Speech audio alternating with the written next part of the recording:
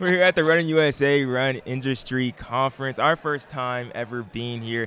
Honored to be here, but we're here at Alison Dèsir. Alison, you've been on the podcast before, but now you're just coming off just a fire panel just a second ago. Thank you. How was that? Let's just start there. Just start there, coming off that fire panel, doing that, being in that great space. Aaron was in there for more the majority of the time. I went in was like the last 30 minutes. I'm sorry, I was tired. I had to get some breakfast and everything. It was early in the morning. But to be able to have this conversation with you is definitely an honor right now. Thank you.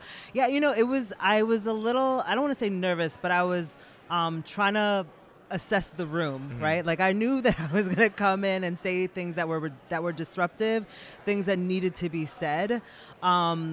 So it sort of took a little, like, I had to do a little confidence building before getting on the stage. But in truth, like, what I like to do is be unapologetically myself and be vulnerable. And I find that when I go there, people meet me there, right? So I want to set the expectation for how this is going to go. So I'm going to be vulnerable. I'm going to share things about myself, which is going to signal to you like, oh, this is just a space where I can do the same. So it felt great. The best part was your brother coming up to me and like giving me that high five, because like that's why we need to be in these rooms, right? Like we need to be there so that we see each other, we feel seen, we know it's a space for us. 100, and that's how I felt. Like I didn't know that you were going up this morning. I just got my breakfast and walked in there, and I saw 3 beautiful black women on stage, like really speaking like freely and with confidence. Like nothing was sugarcoated. These are conversations that I've had with people in the running industry about how I feel with things, and like you all were hitting every nail on the head. And I feel like when you do that too, like it allows, like, yeah, maybe it makes, some people that aren't like black or whatever uncomfortable, but I feel like it also gives them like it makes them like almost more like open to like speak about their struggle. Like the guy that was asking about like how he was like in a small town and everything. And I felt like he was just being real. You know what I mean? That's exactly, I think it gives and that's what I talk about, like modeling vulnerability and being yourself. It gives people permission, right? Like, and when that man spoke, like I saw a man who was really struggling, like really trying to do something meaningful as racial justice is concerned, but also has questions and has like needs to put food on the table, right? And so I felt I picked that up too. I was like, damn, this is a really powerful moment that he would get up in front of 1,000 people and share that. Yeah, it's definitely just hard, and it's uncomfortable, and no one likes to be in those uncomfortable situations. And I feel like us being here and being able to get here, a lot of people have to go through uncomfortable situations. For me and Aaron, just even to be at this conference here today. Well, speaking of, I'll tell you, Christine reached out to me. Christine, shout out to Christine from Running USA. Hey. She reached out to me and she was like, we want to provide this opportunity for some people to come to the event. And I was like, what you need is to bring the new face of running media to Running USA, because in order for our industry to thrive, remain relevant, attract new and interesting people, we have to bring 2 black runners into the fold. You know what I mean? And that's what I hope that this is new for this year. And I hope that this is just the beginning of making sure that we get new energy and, like smart, fun, talented folks in this space. Otherwise, the industry dies off, That's what Aaron was constantly been talking about for the past weeks. Like, man, next year I want to bring like 4 or 5 more people to come to the conference and everything. You want to speak more on that? Yeah, and I think it's important too to like for us as a younger crowd, like we were just saying, like I was just telling you, like I didn't know about you till 2019.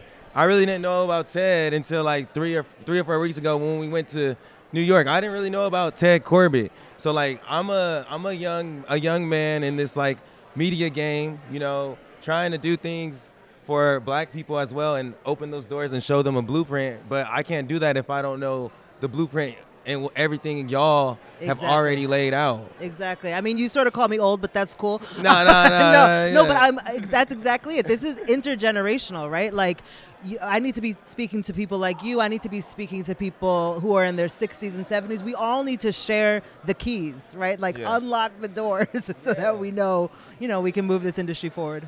And like, there's no point of just like hoarding it all in, because I feel like even for us, like I'm 21 years old, but I would love for not even just like the black people in my community, but the every type of minority, just to see like what the running community has to offer. Like one of my friends, he's still running right now at Long Beach. I remember being on the run with him, and I'm all like, bro, like because he loves fashion. I'm like, bro, would you ever want to just like make running shoes? Like, would you ever just want to do that in that type of industry? But like, I don't think the first thought isn't really that to go deeper into running in that way. It's like, oh, let me do fashion and stuff like that. But like, bro, if you brought this to running, you've been running since you're 5 years old, like that could be dope. That reminds me of this guy who you have to connect with. His name is Yuri. He's like the head of design at Under Armour.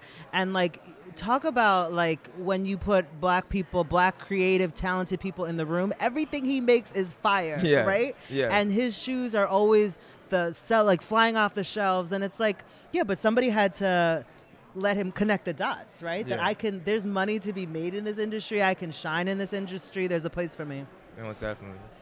How do you feel right now about like the current state we're in the running community? I feel like we had you on the podcast like in March of 2021, and we asked you this question then. Yeah. Like, you know, Ahmaud Arbery kind of set things off. Yeah.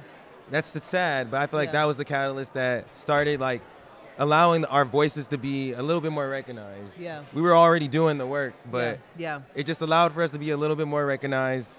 Now, come to it, you're starting off today. We're closing it out with Marko Cheseto, who also is a double amputee, disabled.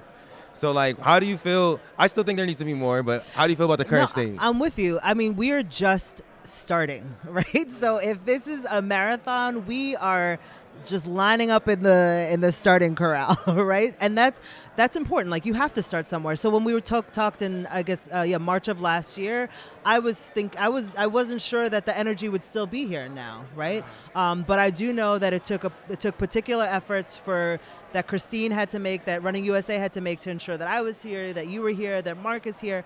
And that's important. That needs to keep happening. So I think we're right at the beginning line, and I just want the same kind of intensity throughout the whole race, right? Like, you can't get to the halfway point and start giving up.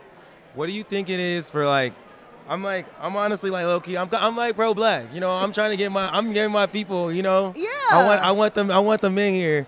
But we've been asking people like, what is the black community? Trying to find that, and like, as I've gone deeper into this industry, I've been able to connect it. It's Alison, it's Ted, it's the runners, it's the sprinters, it's all of us. But I don't feel like we are always like together in it or recognize ourselves in the running community. So my question to you is more so like, what do you feel like your responsibility is to uplift that community, or like what should we be doing to try and like uplift our community and tell everyone about it?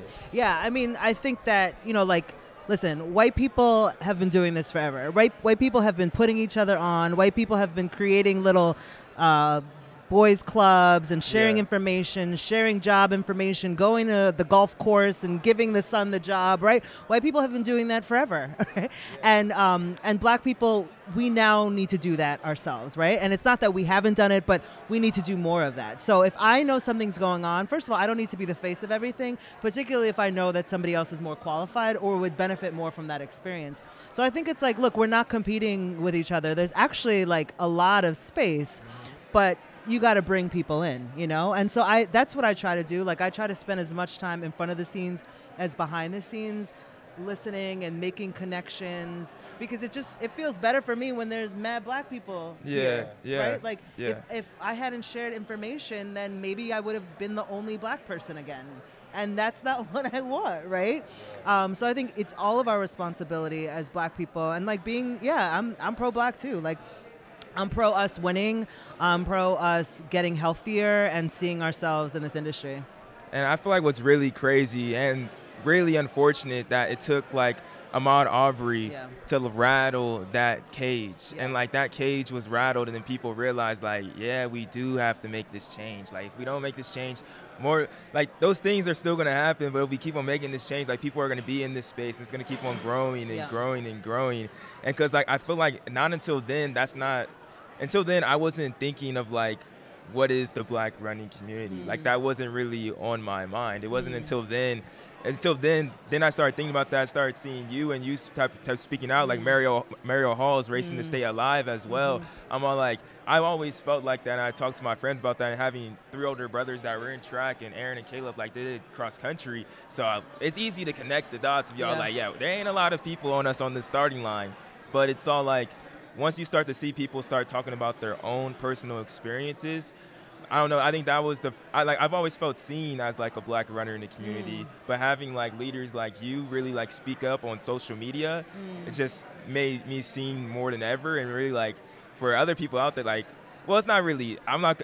Social media dangerous for people for the running community. Like it's gonna be because so many people are able to have access to this and be able to take this even 2 or 3 steps further.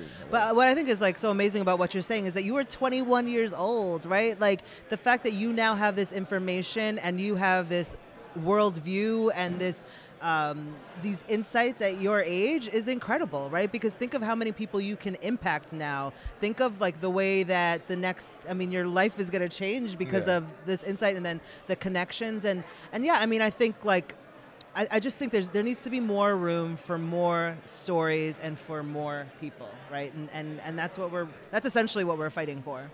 Exactly. Yeah, it's like we're fighting for access in the running community. And like what Joshua was saying, I was thinking about it. It's like I feel like before like really like starting to discover the running community, I was trying to fit myself in it, you know, like with everyone else, you know? And not like saying I'm not trying to like take myself away, but I was trying to fit myself into a box like that wasn't created for me. But there is, and that's the message, like if you're black, Latino or brown, there's spaces for you in here, you know what I mean? And that's why I want to connect that because there's so much more you can do. But I want to go into the book as well. Yeah. Running While Black. Why is now the time? What came with that name too? Yeah. So I feel like Running While Black, it's a book that I've been writing in my head my whole life, right? So the book is a personal memoir, and it talks about my experience being a black woman in white spaces, right? So I was born in Harlem, but living in the suburbs in an all-white community, going to all-white schools, having my teacher confuse me for the only other black girl, right? Like going into high school and having white people treat me as if I could speak for the entire black race, right? Like anytime a new song came out, it was like, Alison, do you know the lyrics? And it's like, right? And then entering the running space and finding myself like, it's transforming my life, but also realizing that it was another white space, right? Showing up, being the only person, showing up, having certain people making assumptions about me because of how I looked. And so the real turning point was the murder of Ahmaud Arbery and also me having a son, right? And realizing that, wow, like my son, who everybody thinks is so cute and so sweet, in like maybe 11 years when he's 12, like Tamir Rice, somebody will shoot him in the playground, right? Or maybe when he's 16 and he's walking home from the bodega, somebody will shoot him, right? So putting those pieces together and wanting to share why running has not been welcoming for us, how it hasn't been open, but what we can do to change that, right? Like I believe that everybody deserves the power of a long run. Everybody deserves the community that comes with it, but we're not there yet. Dude, and you posted something on Instagram like a couple of weeks ago about like black spaces, and you talked about going to get your dreads tied, and I was like, that hit, because I'm like, right? I'm like that. Our uncle is a barber, you know what I mean? So that's where I grew up, you know, going and we're with uncle, like talking, and everyone comes in. And even like too, like when I moved to San Luis Obispo, very white space, the black barber shop was like, it got shut down though, but that was like the spot to like go. And this is a thing, right? Like we don't think about like white space is never named as white space. It's just space, right? Yeah. So like, but like there's a culture of that space. There's a coldness to that space. Like, but when I came here and I saw your brother, I was like, yo, right? Like just seeing the faces, here. Like there's the love, and that those are cultural differences. And so now, like me being in Seattle, which is a very white space, when I go to the lock shop, I'm like, oh my gosh, like the barber is like humming along, doesn't know the words, but it's just like, you know, like it's family. And I think that's the case that I'm making in my book. Like the outdoors, this conference, these are all white spaces. So how do we make it so that they feel like welcoming spaces where we belong, where we can be ourselves? For sure, most definitely. And I feel like I'm really, because like I'm 21, so like this is my first time really experiencing like being like the only, because I go to Cal State Fullerton now. Cal State Fullerton's in the OC, and where we grew up, it was like I feel like Roosevelt was fairly diverse, and like where I went to high school and middle school and elementary school was always diverse. There's at least like 4 or 5 of us, you know, and there's a lot of Hispanics in the area. But I find myself like in my journalism class now, I'm all like, wait, hold on, I'm the only black person in this class. And like that was a surreal experience, because then we're talking about like in journalism relating to like Black Lives Matter at the time, and how like some people need to have like a voice in that area and stuff. And I'm all like, I feel like the teacher is talking to me, but he's a great teacher. He's a great teacher in a sense, because he's definitely like, he wants to hear my perspective and my voice. But I'm like, it's just crazy that like we have that experience of being the only. Yeah, it's like it's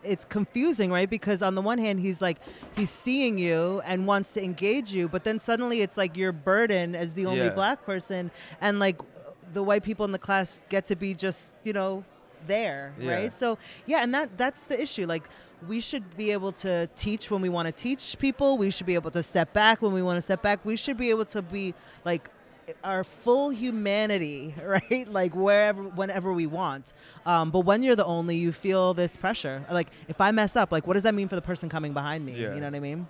But then it would be crazy. Like, imagine if I wasn't in that class. Exactly. And then having that conversation, I'd be like, that would be weird. Like, I feel weird being the only person, but if there was no one in here that looked like me and we're talking about this, that would be like weird. And like, I don't know, I say he's a good teacher right now. He's a good teacher, but I want to see like people could see him as like, oh, he's like the face of this. He's teaching. Well, it's not about being good or bad, whether he's a good or bad teacher. It's just about the people in the class are not reflective of the experience being talked about. So none of them really know what they're talking about. And that's you know, that doesn't mean he's a bad teacher, but that's why like racial diversity and any kind of diversity is not about good actors and bad actors. I will say, like, Trump is like a bad actor, right? But it's about, like, it doesn't matter if you're good or bad. It's about creating it's about changing the space so that it's more authentic and people feel like they can be there. You know what I mean? Yeah.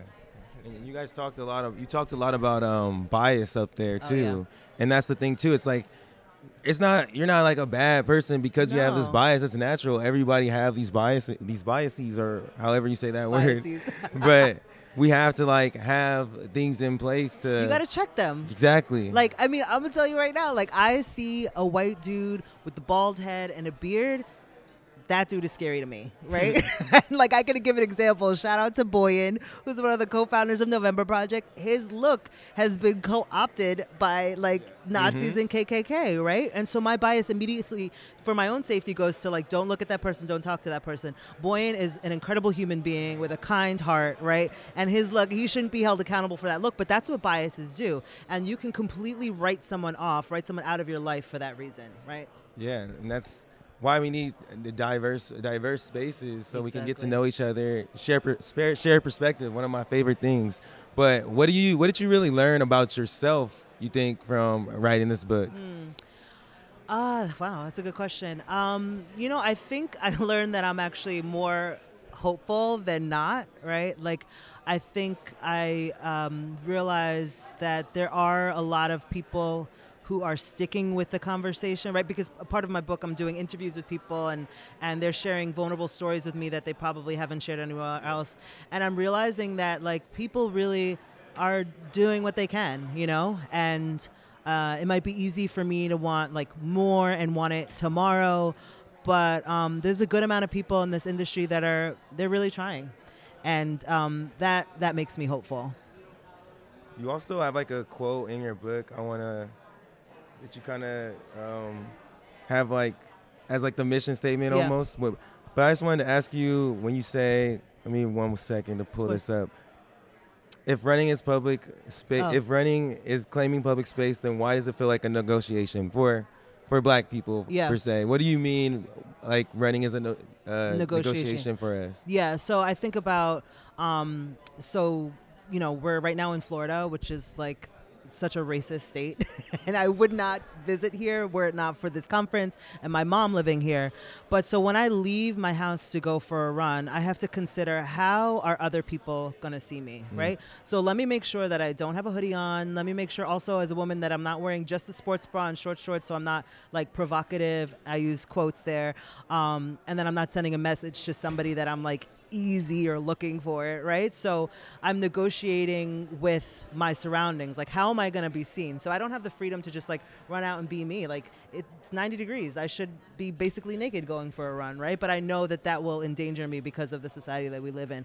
I know that Jesus, like if I were your parents, I would just be scared all the time, right? Like, you're young Black men who are attractive and confident, which is very dangerous, right? Because you're not going to walk into a room and shrink yourself, or you're not going to walk outside and shrink yourself. And that in and of itself can be seen as a threat to people, right? So I don't know, I would venture to guess you probably wave at cops when you go by. You try to make yourselves look friendly, right? Like those are the ways that we are negotiating our existence in public space. She's dropping bars on this, man. Yeah. For real, just trying to definitely when running, like I feel like, because sometimes I have my afro out and like I'll be running on one reason I don't, which is bad, because like people be like, bro, your afro is cool. If I'm all like, I don't know, like I already feel like with my braids, like I'm standing out. But like with an afro, like that's just like bro, like look at me and like see where I'm at. And I'm already like 6'1" too. Yep. So I'm all like, that's the only reason I don't really like my afro as much, because like I'll be walking. Which that is breaking my heart, right? Like I have a son, and I'm like, I hope that he like can be as big as he wants to be, but like I also want him to be tiny when the cops come by, right? Yeah. Like I don't want him to stand out. And that's just, like you shouldn't have to think about that. Like your fro should be from here to the ceiling. You know what I mean? Yeah, but sometimes I'm like, oh, that's too much. But it definitely, I do like my braids though. Yeah. I mean, my braids. Your hair is cute no matter what you do, but like the fact that you have to think about it in terms of your safety is what the problem is. Yeah, most definitely. I'm just saying that would make me angry. Like stuff. I mean. Yeah, and that's a whole nother conversation. Like stuff like that. That's upsetting. Yeah, it's you know really what upsetting. I mean? It's like I'm just wearing my hair. Yeah. I don't want to go too deep into this, but someone the other day, like I told them I was gonna get a haircut, and they said, what are you gonna cut? And I'm like, that's not like the first time I ever heard that in my life, of course, but like, I'm like, that's a wild question to ask somebody. It's nuts. How can you say that to somebody? That's wild. And they don't even get it.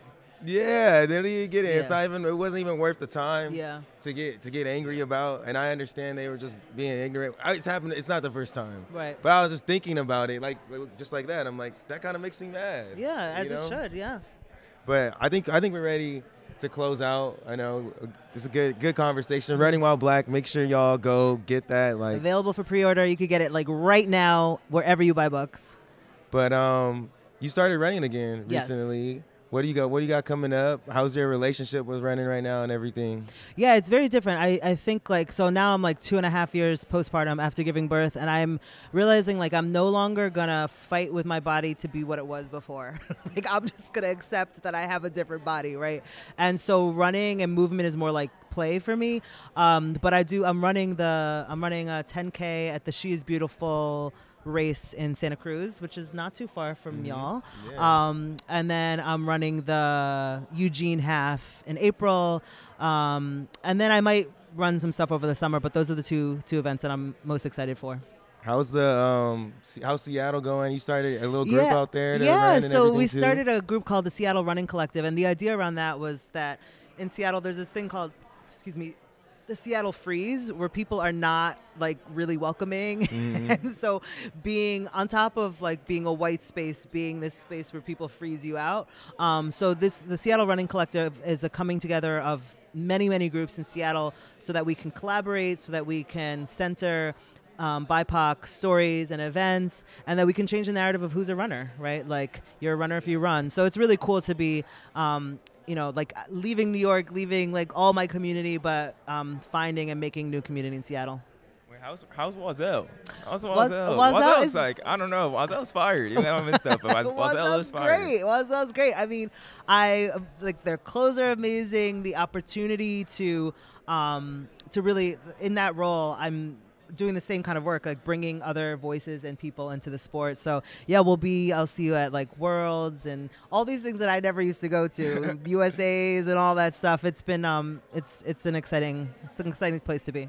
Yeah, and definitely for like the professional space too, be able to open up have the athletes have their voice, because they're definitely able to like to directly influence like the next generation for sure. Yeah, I mean, I love like Rebecca Mera, Jenna Fessemeyer, like, you know, we need to make sure it's all about creating opportunity, right? Like there is more than enough space for all of us, and I'm glad that Oiselle really champions athletes that might not otherwise have the opportunity. Yeah, I feel that. Last question I have, and then we could close out with this, I think. What do you want readers what's the biggest thing you want readers to take away from Running While Black? It's a great question. I want Black and brown leaders to feel seen, to be like, that's not my exact story, but like, damn, like I get it. Like I finally see myself in a book. And for white readers and readers, other folks with power, I want them to recognize that, to see things for what they are, and recognize that there are steps that can be taken, right? Like the book is not like, well, and to hell with the industry, right? It's like, now let's work to rebuild this. So I want Black and brown folks to feel really seen by this book, and I want white folks to feel challenged to take action.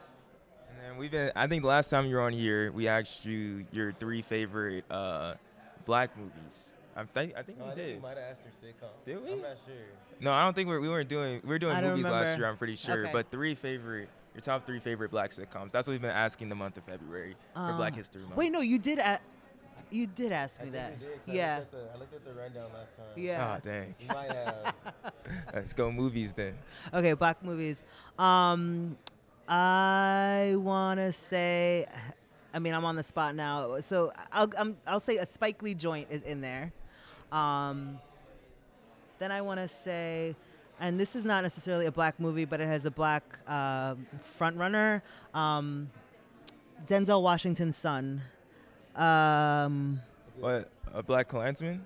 Well, Black Klansman is actually good, but I was thinking about the one, Tenet. Yeah. So good. And what I liked about that, and I know you asked the question in a particular way as a Black movie, but what I liked about that, it was like, he was a Black man in this role, and the role had nothing to do with him being a Black man. Yeah. He was just an excellent actor in this role.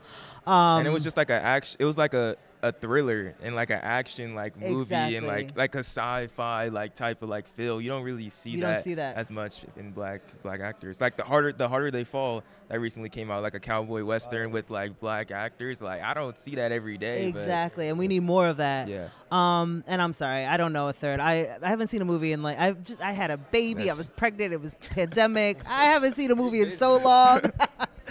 But yeah, love. Also, Denzel Washington's son is fine as hell. So that was it. That wasn't hard to watch. But with your busy schedule, we really do appreciate you taking out the time, sitting with us at the Running Industry Conference, and just telling about us too. Get us here. I really do appreciate that. Yo, like y'all are. I feel so like maternal over you. Like I just want to see you win. So like wherever I'm going, I'm taking you.